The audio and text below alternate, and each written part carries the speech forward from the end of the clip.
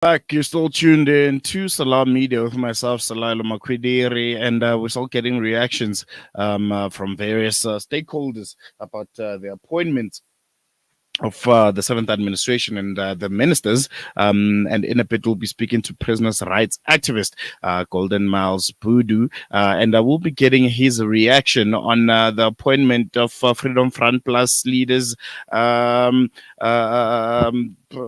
Just forgot his name there. Freedom Front Plus leader Pieter Groenewald, who's going to be the new Minister of Correctional Services. Pieter Groenewald obviously joining this GNU after a lot of speculation, but again, after a lot of criticism. And he'll be now heading a very, very important portfolio. And Golden Miles Bhudu, who's a prisoners activist, will be joining us just to get his reactions. He's joining us via telephone. Good afternoon, Golden Miles Bhudu. Thank you so much for joining us. Welcome to Salam Media. Salam alaikum, Malam. Thank you so much for giving us your time. First and foremost, your initial reaction when you found out, with the rest of South Africa, that Pieter Groenewald of the Freedom Front Plus will now be the new Minister of Correctional Services, a department that is, merited in a lot of controversy right now, and there's just so much within, the Department of Correctional Services that needs a lot of work, that needs someone with the correct fortitude to be able to steer it to the right direction. What did you make of the appointment of Pieter Groenewald? Well, look, for starters, the South African Prison Organization for Human Rights has got absolutely no other option but to welcome wholeheartedly the appointment of both Honorable Pieter Groenewald as a minister and Honorable Lindiwe Njali, Deputy Minister of Correctional Services.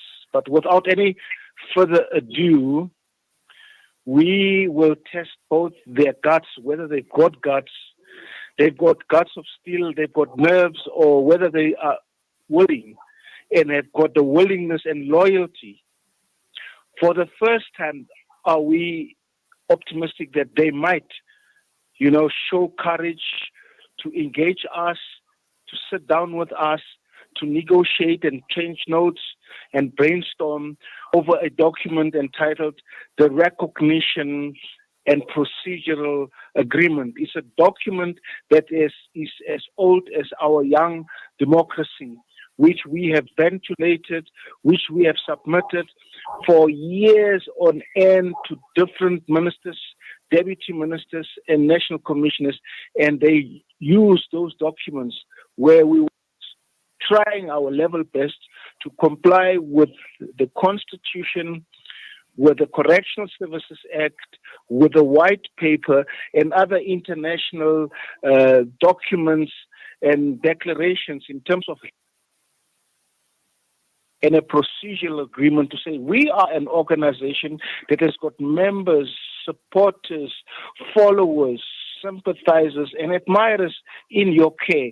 Can we use the Constitution in terms of the right of movement within the confines, the right of speech within the confines, the right of imagination and organization within the confines, so that we work together and use this recognition and procedural agreement and use the Constitution and the Bill of Rights as a weapon or as a tool to educate, to rehabilitate, to get these guys reintegrated as law-abiding and useful citizens, but all fell on deaf ears for the past 30 years. We hope that this incoming minister, who is an Afrikaner, and I've got a lot of trust in Afrikaners, because when I was doing time in the late mid-80s, the prisons were run by Afrikaners.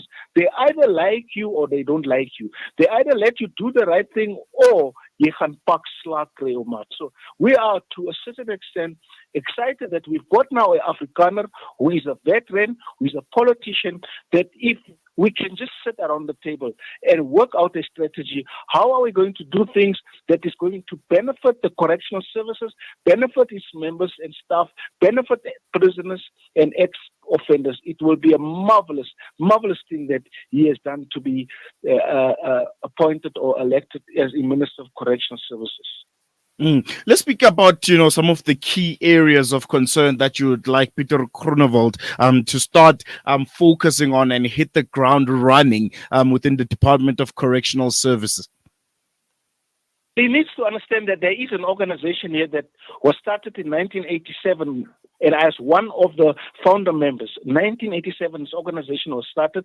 I was released in 1991, and the organization has been around since then, been bruised, been broken, been assaulted, been condemned, but it is still around here, because that is why I am on air with you on Radio Salam talking about this organization. All he needs to do, he needs not to do what they did, though his predecessors, who were writing. We're treating the department as a private members club. We're treating the department as a glorified Bantustan.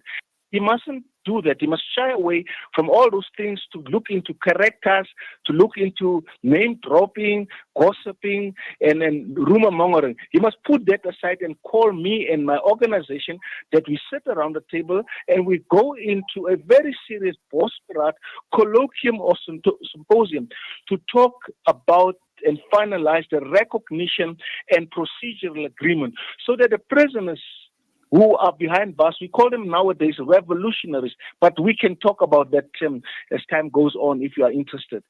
To say to them, look, you now got an opportunity to come out a better citizen. You will have to do the right thing. But the system must have tools and instruments to make sure that these people behind bars are there to serve a sentence and not be punished, because imprisonment is punishment enough. And I hope that Pieter Groenewald will hear us out, please. And I pray in the name of the Father and the Holy Spirit and the Holy Ghost, and in the name of Allah, that we're now going to have a veteran Afrikaner politician that will listen to people that will sit on the opposite of him when we are in his boardroom. You must remember, the last time we met a minister was with Sipho Zimela, which has now passed away. May his soul rest in ever peace.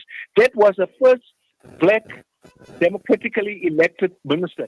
After that, we never ever had an opportunity to meet with all those political deployees who came there with political agendas, who came there looking to what the benefits are and waiting for the month-end check, and never had any interest to make sure that the Department of Correctional Services fulfill its mandate, and that is to correct a criminal behavior by means of investing in education, in training, in skills development, in rehabilitation and reintegration. And I hope Pieter Groenewald and Lindiwe Njali will give us that opportunity. And I can assure you, if we get that opportunity, the prisons will become places where you go out after you've served your sentence, you come back into the society, you are a decent human being, and you're no more going to go there. And the vicious criminal justice system or criminal activities, that chain or that net gets broken.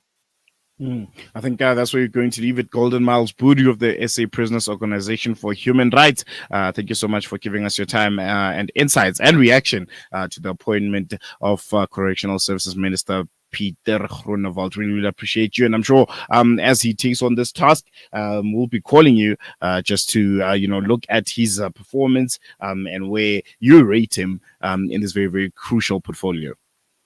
Thank you very much. Have a nice day. There you have it, Golden Miles Bhudu of the SA Prisoners Organization for Human Rights, giving a reaction to the appointment of Correctional Services Minister Pieter Groenewald, who for the next 5 years will be responsible for the inmates in the country, for correcting the inmates of South Africa. We know South Africa is dealing with a lot of crime, and one of the things people attribute this never-ending war we have with crime is the fact that our prison and justice system are not working. Some people are saying our prisoners are like five-star hotels. These guys have phones in there. These guys, they they're just going about their lives, while the lives of those that they impacted on the outside are affected for good. We're going to leave it here for now, but I'm pretty sure tomorrow morning on the Tuesday edition of News and Views, where I'll be standing in for Chuda Ali, will be getting more reactions on the 7th administration and all its cabinet members who will be making up the GNU for the next 5 years. But from me and the rest of the team, it's goodbye for now. Assalamu alaikum.